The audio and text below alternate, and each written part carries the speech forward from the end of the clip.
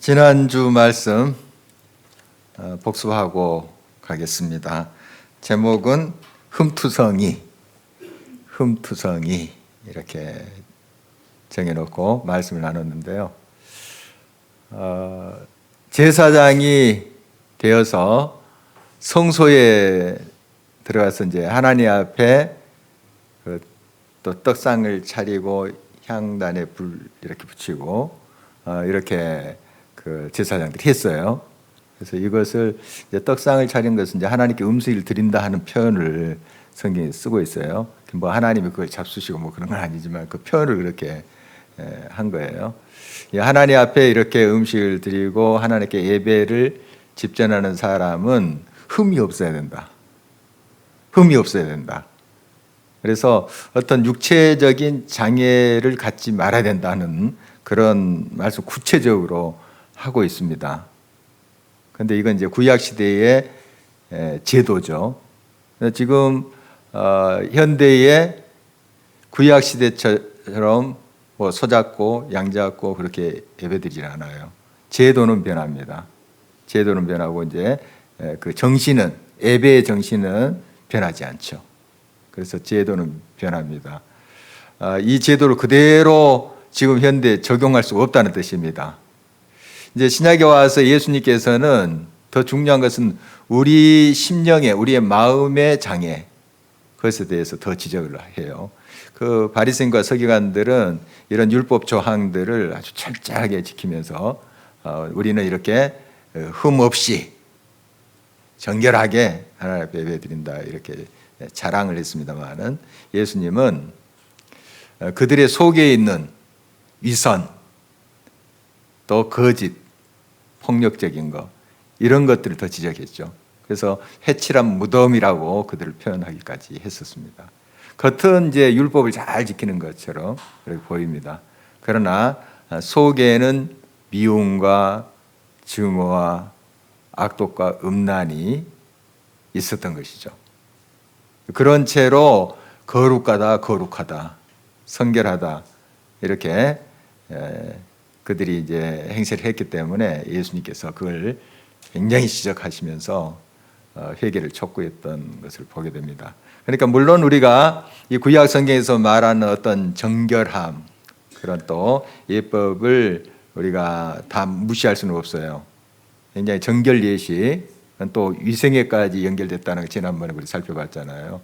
철저하게 시체에 손을 댔다든지 또 무슨 부정한 그러한 벌레라든지 오늘 본문에 나오지만 그걸 손대면 깨끗이 씻고 또 목욕 제기하고 해가 질 때까지 기다려서 정결 예식을 거친 다음에 이제 나아가는 이런 것들은 어떤 면에서 지금 우리가 코로나19 상황에서 굉장히 실감하고 있는 거잖아요. 어떤 위생적인 면 이런 면에서 보면 또 그 구약이니까 다 피했다. 모든 제도가 다 피했다. 이렇게 볼 수는 또 없죠. 그런 면에서 우리가 또 정결한 그런 삶의 자세가 필요할 겁니다. 그러나 더 중요한 것은 우리 심령에 장애가 있나 하는 것이죠. 심령에. 그걸 이제 살피지 않고 겉만 이제 회칠한 무덤처럼 하면 오히려 더 고약한 것 아니겠습니까? 예수님께서 이제 그런 위선, 외식, 형식주의 이것을 지적하면서 이제 회개를 촉구하고 있는 모습을 우리가 보게 됩니다. 그래서 우리는 이제 사실 흠투성이의 인생들입니다. 그리고 하나님께 쓰임 받은 종들 보면은 그렇게 완벽하지 않아요. 레위기 말씀을 받아 적은 사람 누굴까요? 목사님이 말하시라는 그런 눈초리인데요. 모세잖아요. 모세가 모세오경 기록했죠. 물론 성령의 감화 감동으로 모세가 그 하나님 말씀 받아 적인 거죠. 모세 한번 예를 들었죠. 지난주 수요일에 모세 40세 동안 어디에서 살았나요? 애국 궁전에서 살았습니다. 애국 궁전에 왕자 신분으로 살았죠. 왕자 신분으로 살았는데 애국 궁전에 그 왕부터가 뭘 섬겼어요? 우상 섬겼습니다. 하나님 섬기지 않았어요. 태양신 섬기고 뭐 이상한 신들 섬겼습니다. 신도 여러 가지예요.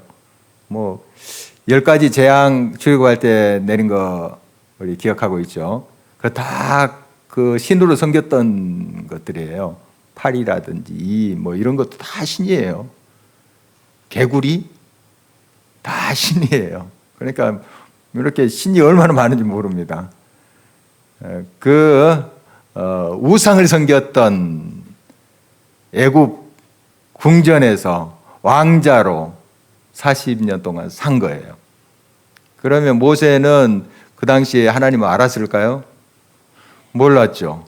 물론 그의 영혼 속에 자기 어머니가 유모였기 때문에 직접 말은 안 했겠지만 너는 하나님 아들이야 하고 기도 많이 했을 것 같아요.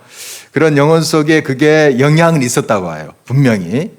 그래서 나중에 이제 40세 때쯤에 자기가 이스라엘 사람인 것을 알죠. 어떤 경유를 통해서인지 어떻게 알게 돼요. 그런데 그 전엔 자기는 애굽 사람인 줄 알았어요. 이집트 사람인 줄 알았어요.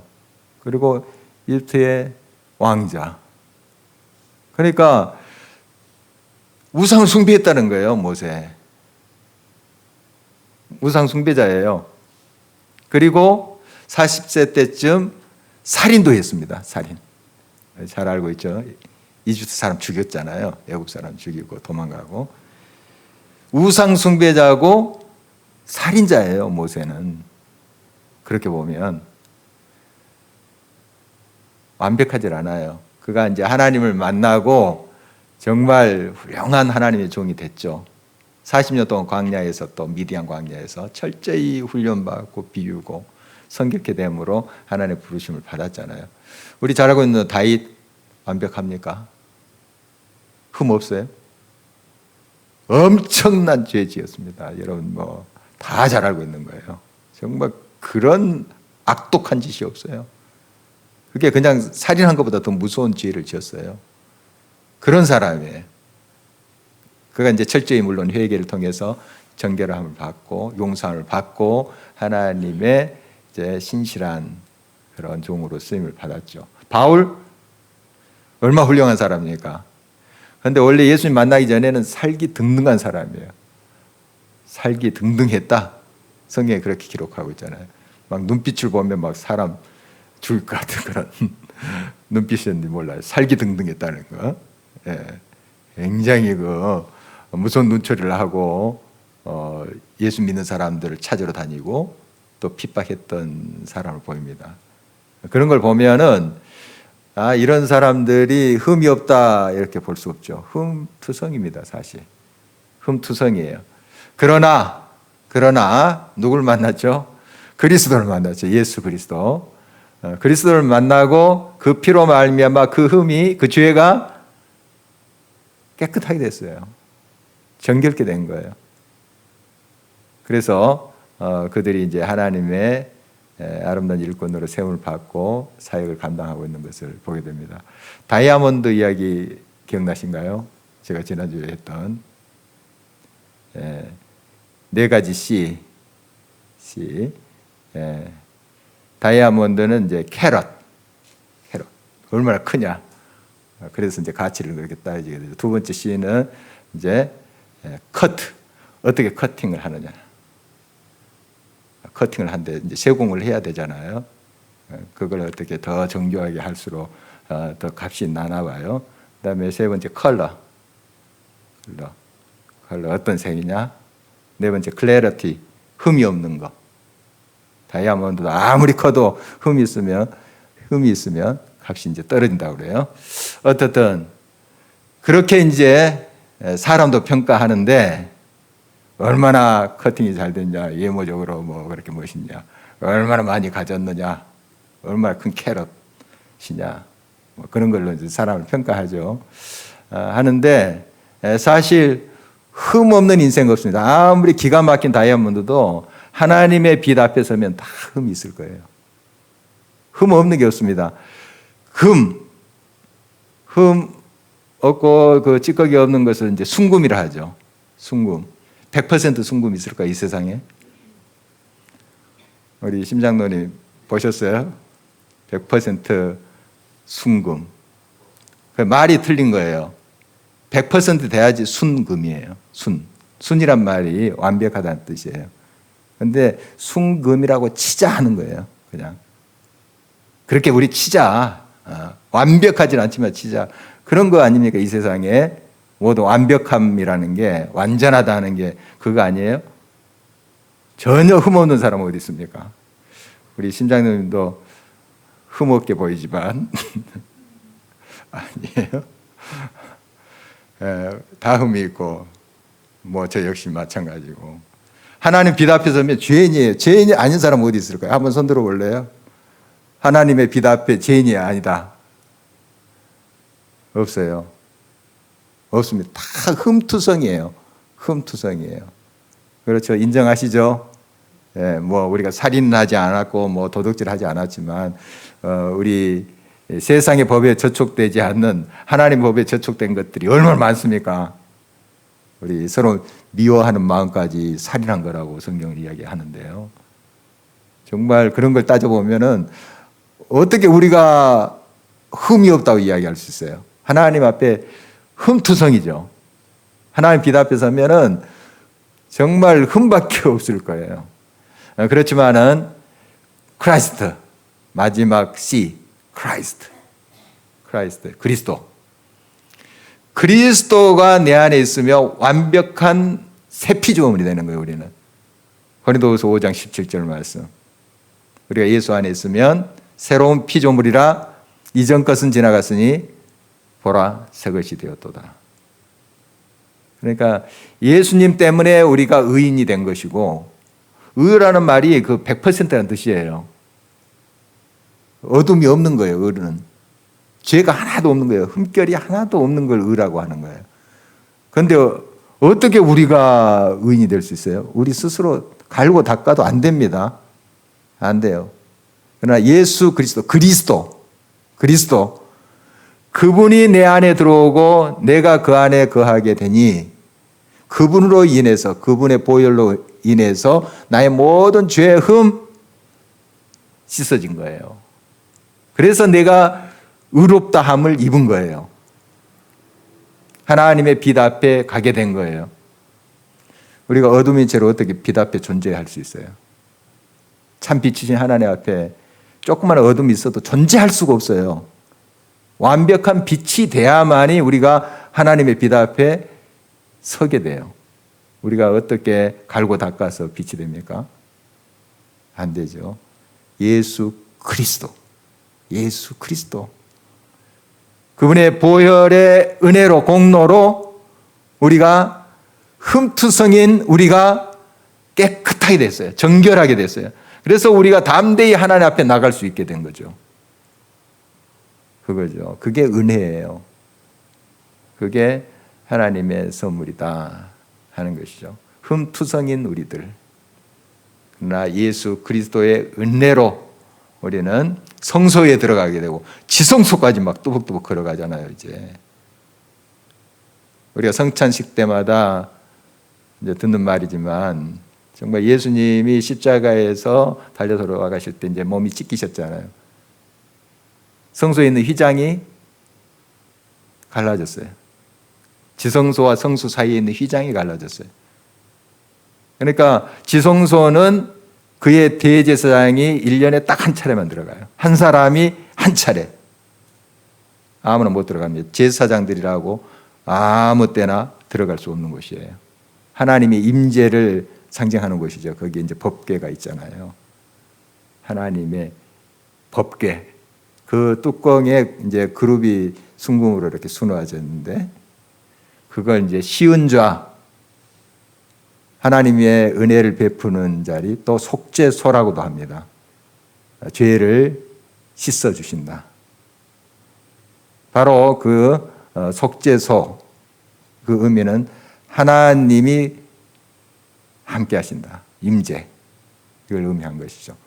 그래서 그 대제사장 한 명이 1년에 딱 한 차례 들어가는 그 지성소, 하나님의 임재 앞에 우리는 예수 그리스도가 십자가에서 몸이 찢기심으로 언제나 갈 수 있게 되는 거예요. 언제나 하나님 임재 앞에 갈 수 있게 된 거죠. 뚜벅뚜벅 겁도 없이. 옛날에 함부로 지성소 들어갔다가는 즉사했습니다. 그렇잖아요. 어둠인 채로 빛 앞에 있으면 존재할 수 있겠어요? 존재할 수 없는 거죠. 그러나 우리를 빛의 아들, 딸로 만들어 주셨어요. 예수 그리스도의 은혜로 너희는 빛의 자녀라. 아들, 딸. 그래서 우리는 참빛이신 하나님 앞에 언제든지 그 임재 앞에 나갈 수 있게 된 거죠. 우리의 의로요? 우리가 대단히 도덕적이어서? 아니잖아요. 예수 그리스도의 은혜, 보혈의 능력으로 가능한 것이죠. 흠투성인 우리들, 이런 은혜를 받고 있다는 거 우리 기억해야 되겠습니다. 오늘 이제 그 성물을 누가 이제 먹느냐 하는 것에 대한 내용이에요. 성물. 제사장들만 먹어요. 성물. 물론 하목 제물은 일반인도 같이 나눠 먹었어요. 그런데 이제 속죄 제물이라든지 또 속건 제물이라든지 이런 것들은 제사장들만 먹었어요. 그 가족들만. 그리고 제사장들 가족을 또 방문하는 사람, 객 이런 사람 못 먹었어요. 오늘 이제 본문에 보니까요. 그런 사람 못 먹습니다. 아무리 제사장 집에 손님으로 와 계셔도 그 성물, 하나님께 바친 그 성물 있잖아요. 속죄, 소죄, 속건제 뭐 이런 성물 일부는 제사장들이 먹고 다 이렇게 태운 게 아니고 번제는 이제 다 태웠지만 하나님 앞에 거제는 들었다 하는 거고 이제 요제는 흔들었다. 이렇게 앞뒤로 흔들었다 그럽니다. 어떻든 이것은 이제 제사장들 가족이 먹었어요. 그러나 손님으로 온 사람은 못 먹었어요. 그리고 제사장 집에 품꾼으로 온 사람, 오늘 이제 본문에 있는 말인데요. 품꾼으로 뭐 일당을 받는다든지 이렇게 해서 고용된 사람도 못 먹었어요. 누구는 먹을 수 있느냐 하면 이제 제사장 집에 그 당시에는 종이 있었나 봐요. 종이. 지금은 이제 뭐 그런 게 없지만 돈으로 주고 산 종이 있었나 봐요. 이 종들은 이제 가족이 된 거예요. 그래서 그들은 먹었어요. 그 다음에 일반인들에게 이스라엘 사람이지만 일반인들에게 시집간 제사장 딸이 있어요. 못 먹었습니다. 그런데 이혼을 했거나 또 사별을 했거나 해서 다시 친정으로 왔어요. 제사장 집으로 먹을 수 있었어요. 뭐 이런 이제 내용이에요. 오늘 보니까 이 성물 아무나 못 먹는다 하는 거죠. 구별됐다 하는 거고 그 다음에 이제 제사장이라고 할지라도 어떤 이제 사체나 짐승에 이제 준거나 또 부정하다고 여기는 그런 벌레를 만졌거나 뭐 이럴 때는 먹지 못했어요. 제사장도 정결 예식을 거치고 온 몸을 씻고 해가 질지까지 기다렸다가 이 성물을 먹을 수 있었다. 오늘 이제 내용을 요약하면 그겁니다. 그러니까 함부로 먹지 않았다. 굉장히 철저하게 이것을 지켰습니다. 거룩한 자만이 성물이니까 거룩한 그 음식이니까 거룩한 자만이 먹었다 하는 것이죠. 자, 그러면 이것을 지금 현재 우리의 삶에 또 어떻게 적용할 수 있는가? 옛날 옛적에 그랬다더라 하고 끝나면 안 되잖아요. 우리는 이제 베드로전서 2장 9절에 보면 왕 같은 제사장이라고 하잖아요. 우리는 제사장이에요. 그래서 이제 먹을 자격은 된 거죠. 하나님의 거룩한 음식을 먹을 자격은 됐어요. 이제 하나님의 거룩한 음식이 뭘까 하면 이제 좀 좁은 의미로 성찬이에요. 성찬. 성찬을 들 수가 있습니다. 성찬 누가 먹을 수 있겠습니까? 하나님의 자녀들, 제사장. 왕 같은 제사장이 저와 여러분이 참여할 수가 있어요. 아무나 참여할 수는 없습니다. 가다가 뭐 빵 나누고 이제 이렇게 음료 나누니까 들어와서 그냥 예수님도 안 믿는데 막 성찬에 참여하고 안 돼요. 그런 건 아니에요. 그냥 우리가 이제 음식을 먹고 이렇게 나누면 이제 누구나 와서 같이 나눌 수는 있죠. 같이 먹을 수 있는데 성찬은 그런 거 아니에요. 거룩한 사람만 먹어야 돼요. 이 성물은 제사장만 먹는 거예요. 제사장, 우리 왕 같은 제사장, 하나님의 구원을 경험한 자, 하나님의 생명이 있는 자, 그런 저와 여러분들이 이 성찬에 참여할 수 있습니다. 그 성찬을 먹을 수 있는데, 그런데 제사장이 다 언제든지 먹을 수 있는 것은 아니에요. 아까도 이야기했다시피 어떤 부정한 것을 만졌거나 이런 경우는 그 성물을 먹지 못했어요. 정결 예식을 거치고 이제 그런 다음에 또 일정한 시간을 지난 다음에 준비했다가 먹었어요. 그런 걸 이제 보면 우리가 이제 하나님의 아들, 딸이 됐습니다. 왕 같은 제사장들인데 또 우리의 삶 속에 또 그 성찬에 참여하지 못할 그런 그 상황이 생길 수 있어요. 내가 그때는 이 성찬에 참여 안 하는 거예요. 고린도전서 이제 11장 말씀 보면 성찬에 대해서 쭉 나오잖아요. 나오는데 이 당시 이제 이 고린도 교회에 그런 것이 있었나 봐요. 성찬을 함부로 먹고 가볍게 여기는 그런 사람도 있었나 봐요. 그래서 이제 바울이 교훈을 주는 겁니다. 그렇게 준비되지 않고 이 성찬에 대해서 하나님 앞에 진지하게 거룩함으로 나가지 않는 거, 그 죄다. 이렇게까지 지적하고 있습니다. 그러니까 함부로 먹고 마시는 것은 죄를 먹고 마시는 것이다. 고린도서 11장 말씀에 의하며 그렇게 지적하고 있습니다. 그러니까 이 성찬에 참여하기 위해서는 우리가 자격은 있지만 지금 내가 지금 현재 그 성찬, 거룩한 떡과 잔에 임할 수 있는 준비가 되어 있는가 항상 살피고 성찬에 참여하셔야 돼요. 여러분 성찬에 이제 참여하시잖아요. 우리 이제 교회는 한 달에 한 번씩 이렇게 하죠. 하는데 여러분들이 늘 기도하고 준비하고 이 성찬에 참여해야 돼요. 생각 없이 참여해서는 안 돼요. 안 됩니다. 그냥 이건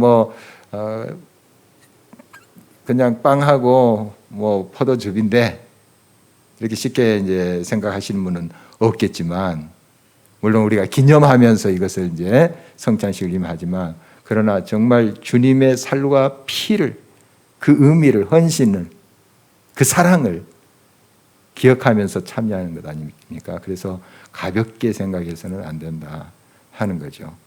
그래서 늘 성찬식 때마다 여러분들이 다짐을 하겠지만, 그 광고가 일주일 전 이렇게 나갔을 때 늘 삶으로 준비해야 됩니다. 그러니까 광고가 그렇게 나가잖아요. 삶과 기도로 준비하세요. 이렇게 나가잖아요. 간단한 멘트지만 여러분들이 진짜 그 성찬식을 위해서 준비하셔야 돼요. 마음의 준비. 물론 우리가 하나님 앞에 완벽한 의인이 어디 있겠어요? 그러나 주님, 내 부족하지만 예수님의 그 은혜로, 보혈로 나의 허물, 내 속에 있는 악한 것들 고백하오니 씻어주세요. 이렇게 하고 성찬에 참여해 보십시오.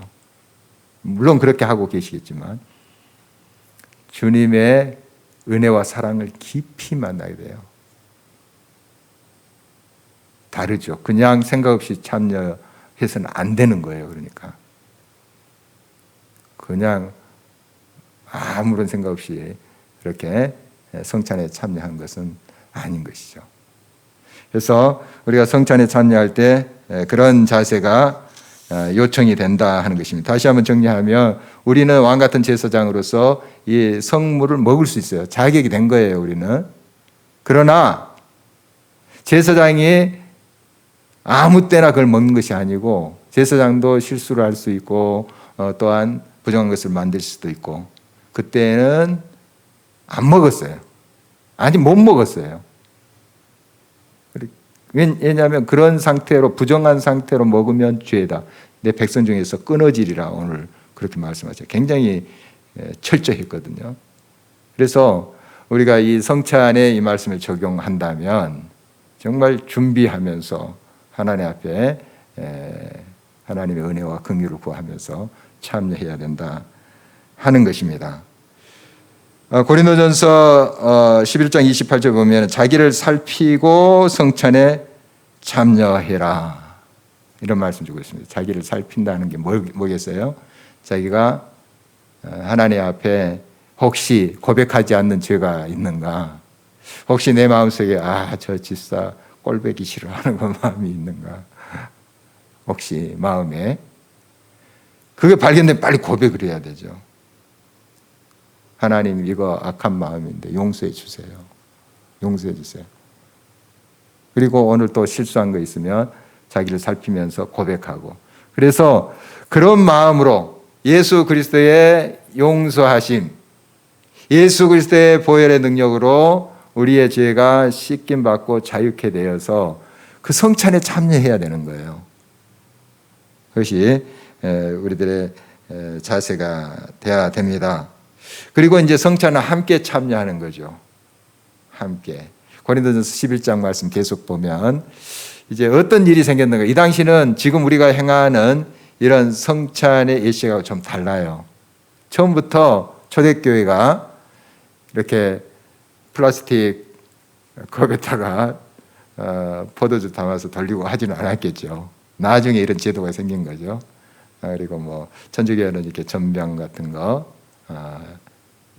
그런 것으로 하죠. 뭐 또 우리 교회마다 조금씩 다르는데 우리는 이제 빵을 썰어서 이렇게 하는데 어쨌든 이 처음 초대교회 때 고린도 교회 초대교회 때는 그런 형식은 아니에요. 각자 집에서 음식을 가져온 것으로 보여요. 고린도서 11장 보니까. 그런데 다 또 사람들이 가지고 올 형편이 안 되죠. 가난한 사람들은 그 가지고 올 형편이 안 돼요. 또 조금 이제 여유가 있는 사람은 가지고 올 형편이 되죠. 가지고 와서 그냥 펼쳐놓고 먹은 거예요. 펼쳐놓고. 그게 이제 이 성찬식이 처음 시작할 때 모습이에요. 그게 이제 중세 가톨릭을 거쳐서 지금까지 이제 우리에게 이르렀죠. 어떤 예전으로 그렇게 이제 형식이 갖춰졌는데요. 의미는 똑같습니다. 어떤 식으로 음식이 준비되든 의미는 똑같아요. 그 음료는 예수님의 피, 뭐 수프도 되겠죠. 음료 같은 숲. 그다음에 뭐 포도주라든지 이런 건 예수님의 피를 이제 상징하면서 그 음식을 나누면서 또 이제 어떤 빵이라든지 우리는 이제 밥 같은 거겠죠. 이건 예수님의 몸 이런 식으로 이제 의미를 부여하면서 예수님의 그 사랑을 음미하고 또 서로가 모여서 이런 음식을 나눈 것으로 보여요. 이게 이제 나중에 제도화된 것이죠. 그런데 이 고린도 교회에 어떤 현상이 생겼냐 하면 앞에 이제 음식을 가지고 온 사람들이 다 먹어버렸어요. 그런데 그 당시도 이제 일하다가 정말 그 늦게 온 사람이 있을 거 아니에요. 그리고 이제 가난해서 음식 이렇게 좀 챙겨서 들고 오지 못하는 그런 사람들이 있었나 봐요. 그런데 그런 사람들이 와보니까 먹을 게 없어요. 다 먹어버리고. 그런 사람은 배려해야 되지 않겠어요? 그런데 그런 일이 벌써 생긴 겁니다. 고린도 교회. 그러니까 그게 형제를 배려하고 생각한 것은 아니죠. 그래서 이제 성찬의 의미는 우리가 물론 예수 그리스도의 그 살과 피를 기념해서 참여하지만 형제를 생각하는 거예요. 자매를 배려하는 거예요. 그래서 이 떡을 찢어서 같이 나눠 먹었잖아요. 나눠 먹었습니다. 그게 이제 하나됨을 의미한 거예요. 한 떡을 나눴다. 나눴다 하는 표현을 쓰잖아요. 이 잔도 마찬가지죠. 한 잔을 따라서 이렇게 나누어서 같이 마셨다. 우리는 한 형제요 자매입니다. 이런 이제 의미가 거기 있어요. 성찬의 의미가. 그냥 예수님의 이제 살과 피를 기념하면서 은혜를 감사하면서 또 예수님의 사랑을 또 기념하는 그런 의미도 있지만 우리는 예수님 안에서 한 가족입니다. 하나입니다. 이런 고백이에요. 음식을 나눈다는 게 그런 의미가 있거든요. 근데 이제 이 초대교회, 고린도 교회가 그런 형제를 실족하게 하는 그런 일이 있어요. 먹고 그냥 나중에 온 사람이니까 아무것도 없고. 배려를 하지 않는 거죠. 누구 김집사님 오늘 늦게 오신다는데 좀 남겨둬야지. 이렇게 좀 챙겨야 되는데 먹고 치워버린 거죠. 우리가 좀 오늘 이제 성물에 대해서 좀 나눴는데요. 보통 이제 성찬식으로 제도화 되기 전에 서로 음식을 나누는 것을 예찬이라 했어요. 조금 이제 뭐 비슷한 건데요. 예찬 이제 영어로는 love feast라고 하는데 그냥 음식을 준비해서 서로 나눠 먹는 거예요. 이게 이제 광범위한 성찬의 의미예요. 제가 한 40년 전에 83년도 같아요. 제가 한 선교단체에서 훈련을 받았습니다. 훈련 받았는데 그 예수전도단 DTS에 6개월 훈련 받는 건데 3개월 훈련 받고 3개월은 이제 팀으로 나눠져서 아우리치하고 전도도 하고 이렇게 이제 공동 생활을 하는 거예요. 근데 그 3개월 동안 훈련 받을 때 금요일마다 러브 피스트를 했어요. 예찬식을 했는데 그게 뭐냐 하면 저희들이 이제 훈련 받으면서 그 몇 끼마다 좀 아껴요. 아침에 감자 한 볼, 그다음에 사과 반쪽, 뭐 그 정도예요. 아침이 그 정도고 이제 점심은 이제 보통 라면에다가 뭐 호박 같은 거 썰어가 야채 푸짐하게 넣어가지고 그렇게 먹어요. 이제 좀 전략한 거죠. 어떤 데 수제비를 하고 이제 저녁은 이제 밥을 먹고 저녁 밥도 좀 소박하게 먹습니다. 그리고 전략한 것을 금요일 저녁에 주변에 어르신들 초청하기도 하고 또 주변에 이제 어떤 양로원에 가서 또 초청해서 모셔옵니다. 어른들을 모셔서 우리가 이제 준비를 해요. 뭐 인형극도 하고 그 당시 워십 댄스 뭐 이런 것도 하고 뭐 하여간 그런 이제 쇼를 준비합니다. 하나님께 영광 돌리는 그런 쇼겠죠. 참 좋아들 하세요. 일주일 동안 전략하고 그 사랑으로 사랑이 담긴 거 아니겠습니까? 그리고 그분들을 극진히 대접합니다. 그게 러브 피스트, 예찬식. 이런 의미가 있어요. 우리가 이제 성찬식에는 좀 그렇게 뭐 풍성하게 먹고 하지는 않잖아요. 그냥 조그만 떡 참 이렇게 먹는데 좀 그런 의미가 있습니다. 함께라는 의미가 있어요. 함께. 서로 우리는 하나입니다. 주 안에서 한 가족입니다. 그래서 서로를 좀 돌아보고 하는 그런 마음이 동시에 있어야 되는 거예요. 성찬식에는. 그래서 이제 지금 옛날처럼 이 성물은 대개 이제 가축일 텐데 소, 양, 염소 이게 이제 성물이잖아요. 이걸 이제 먹고 나누고 한 것일 텐데 지금은 이제 그렇게 하지는 않죠. 그래서 이제 성찬에 말씀을 적용해 봤습니다. 여러분 정말 하나님의 성찬을 받을 자격이 있는 우리들이지만 늘 성찬에 임할 때 정결함으로 우리 자신을 돌아보면서 성찬에 임했으면 좋겠고요. 또 우리가 함께라는 거, 함께 의미 더 좀 생각하는 그런 성찬이 되고 또 조금 확장하자면 사실 우리가 요즘 이제 코로나 때문에 하지 못하지만 교회에서 식사하는 거 있잖아요. 점심 때 그게 러브 피스트예요. 사실 예찬이에요. 예찬식인데 성찬을 좀 확대하면 그거예요. 더 확대하면 여러분이 지금 식탁을 대하고 있는 거예요. 밥 먹고 하는 거. 그냥 사실 우리는 좀 개념이 없을 수 있어요. 그러나 좀 기독교 문화에 쭉 지내온 분들, 특히 제가 이제 영국에서 좀 지내기 때문에 다 그런 건 아니지만 한참 정말 그 기독교의 문화가 왕성하고 했을 때 식탁에 딱 가족들이 앉아서 다 정장을 입습니다. 그냥 일반 식사인데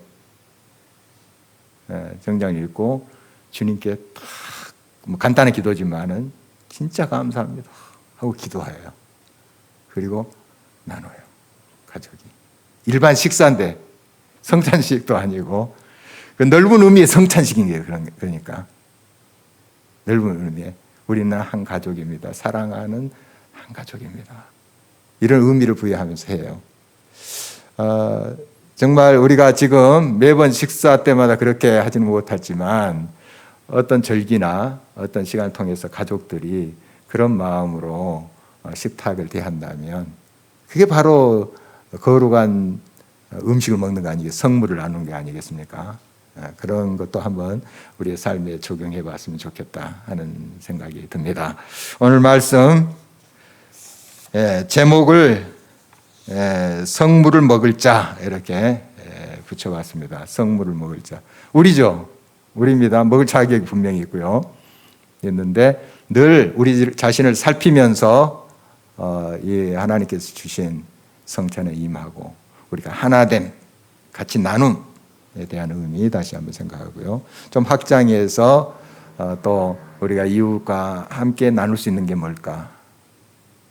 우리 교회에서 화요일마다 국수 먹는 날에서 이렇게 초대하는 것도 그런 의미예요. 러브 피스트, 애찬.